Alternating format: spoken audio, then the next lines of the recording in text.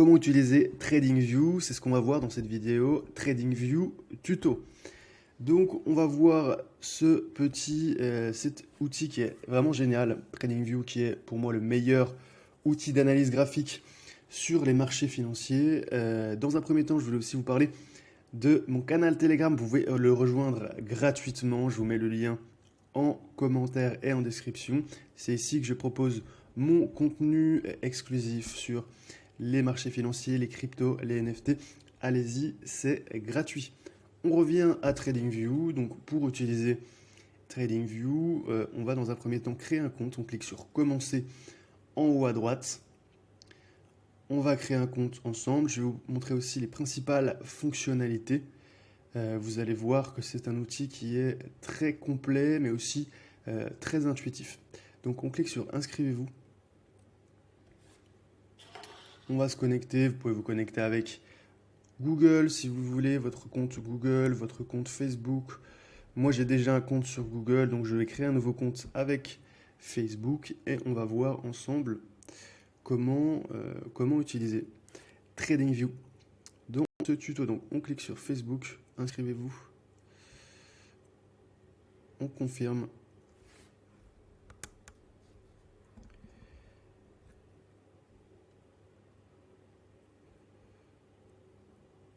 Voilà, ils vont vous demander une petite adresse email. Moi, je l'ai déjà fait. Donc voilà, on est connecté. On va ensuite dans Produits, Supercharts.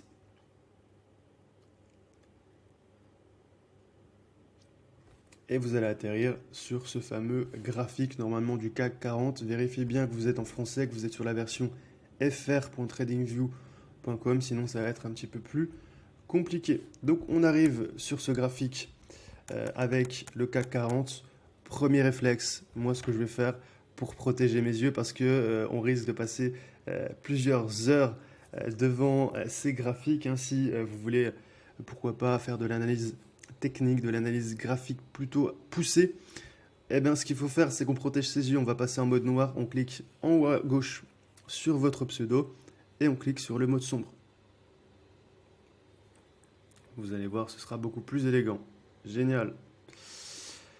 Ensuite, ce qu'on peut faire, regardez, on est bien dans le mode de fonctionnement des bougies japonaises. Donc moi, c'est ce que j'utilise, c'est ce qui est utilisé par la plupart des investisseurs. Ensuite, ce que vous allez pouvoir faire, par exemple, c'est vous créer une liste de surveillance. Vous en avez déjà une par défaut qui est ici. Vous avez CAC 40, vous avez le DAX, le Nasdaq, le S&P. On a quelques actions aussi, juste ici. On va se créer une nouvelle liste, une liste personnalisée. On clique sur plus.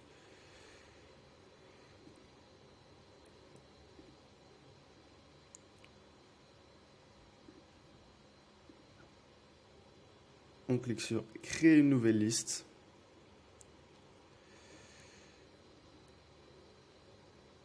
Et on va l'appeler, pourquoi pas, perso.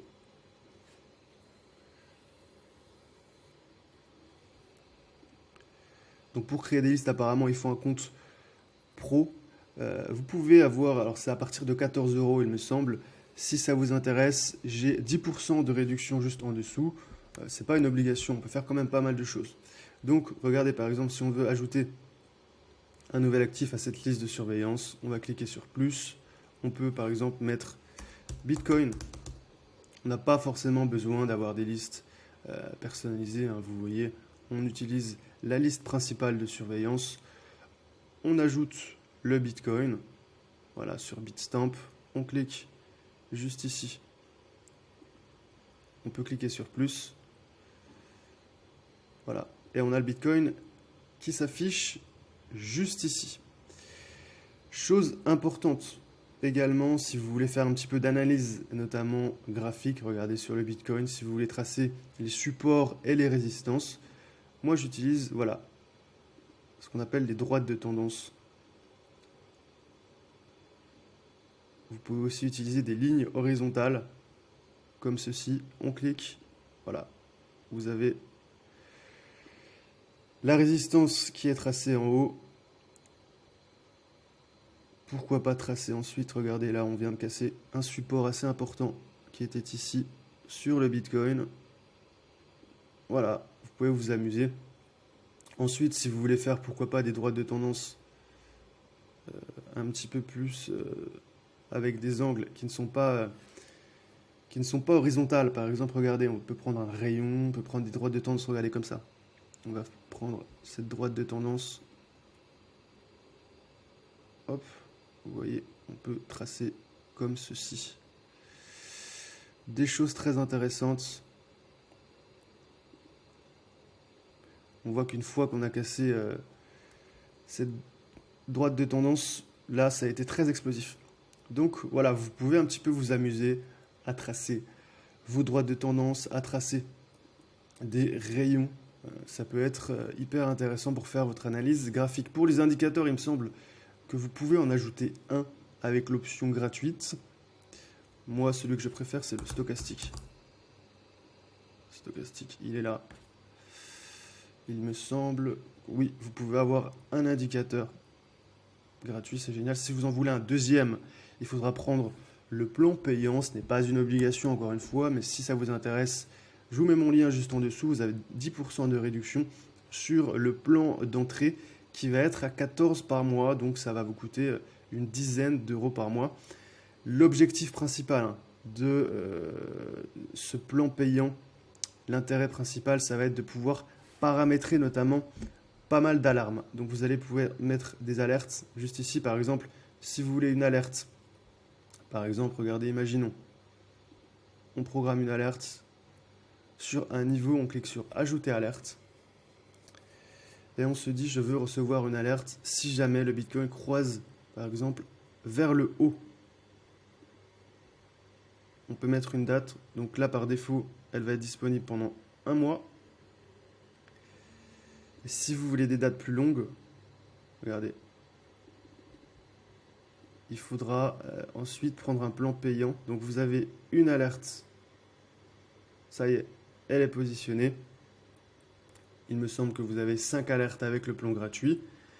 Si vous voulez des alertes qui durent beaucoup plus longtemps qu'un mois, ou si vous voulez plus d'alertes, si vous voulez notamment plus d'indicateurs techniques, encore une fois, vous pouvez prendre le plan payant, ce n'est pas une obligation. Moi, j'ai le plan à 14 euros sur un autre compte, évidemment, qui me permet d'avoir quand même des listes de surveillance personnalisées, d'avoir pas mal d'alertes. Et j'utilise d'autres indicateurs comme les volumes, que je trouve intéressants. J'utilise RSI, stochastique et volume. Ce que je trouve intéressant, moi, sur le stochastique, je vais vous le montrer un petit peu, c'est que notamment, regardez en mensuel, ça peut être très intéressant quand on a des points un petit peu, des zones d'achat qui peuvent être intéressantes. Regardez, quand on tape la zone des 20, là, regardez, c'était un signal d'achat parce qu'on est reparti fortement à la hausse. Donc on a eu un gros signal d'achat qui était ici.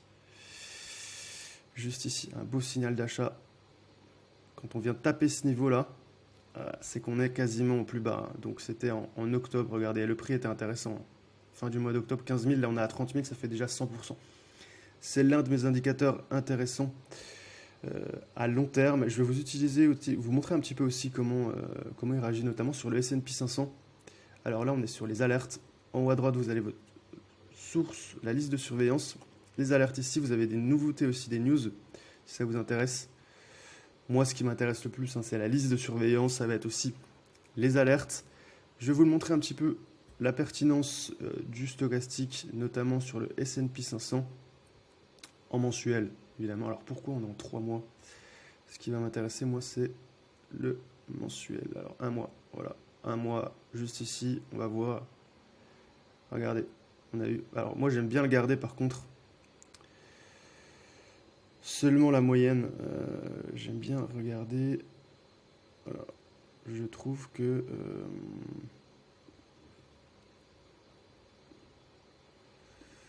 c'est celui-ci que je garde en général. Vous pouvez changer la couleur, vous pouvez personnaliser.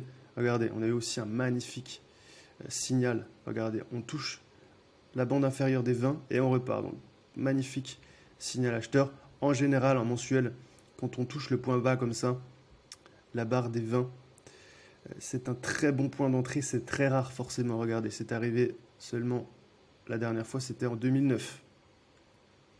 Là, ça arrivait en 2022. Alors espérons qu'on ait la même croissance dans les 10 prochaines années.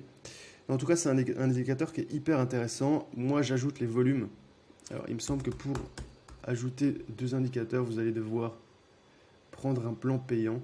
C'est à vous de voir ensuite quel indicateur vous intéresse le plus.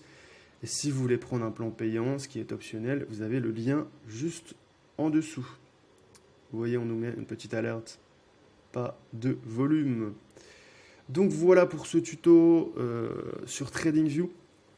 Maintenant, je pense que vous savez comment utiliser TradingView. Si vous avez la moindre question, la moindre remarque, n'hésitez pas à envoyer la sauce dans les commentaires. Pensez à mettre aussi un like. Pensez aussi à suivre la chaîne si vous voulez plus de contenu. Et rejoignez aussi le canal Telegram. C'est gratuit. Dedans, je mets énormément d'actualités. Je parle des nouvelles pépites crypto, des nouvelles pépites NFT. Je fais aussi des concours. Regardez notamment. Là, on a cette personne, Crypto Empereur, qui a gagné 10 NFT plus 50 USDT. Donc, cliquez sur le lien juste en dessous. Et moi, je vous dis à bientôt pour une prochaine vidéo.